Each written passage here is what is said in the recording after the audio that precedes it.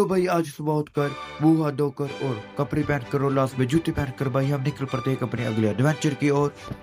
और फिर जैसे गाड़ी में बैठते हैं तो आगे पहुंचकर हमारी मुलाकात होती है हमारे दोस्त ट्रैफिक से।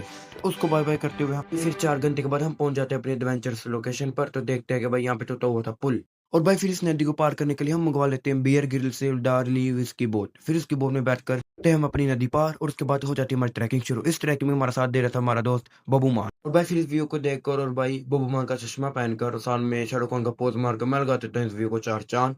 और फिर खून पसीने की मेहनत लगाने के बाद हम पहुंच जाते हैं मंदिर। और फिर साथ की नहर में भाई गिरने की एक्टिंग करने के साथ अपने जिस्म की गर्मी को मिटाने के लिए हम लगा लेते हैं भाई एक डुबकी। और फिर मंदिर को बाय बाय बोलते हुए जैसे ही आगे पहुंचता हूँ देखता हूँ दोनों की कुत्तों बिल्लों की लड़ाई हो रही थी। तो फिर इनको छोड़ते हुए अब मैं पहुंच जाता हूँ आगे। तो यहाँ पर एक यहाँ बज रहा था ढोल। ढोल तो बज रहा था पर इसके साथ हमारा भी ढोल बज चुका था। इसी के साथ ही फिर होटल में स्टे ना करते हुए हम निकल पड़ते हैं भाई अपने घर की ओर। और आप भी सब्सक्राइब करके निकल पड़ो मेरे आगे की जर्नी देखने के लिए।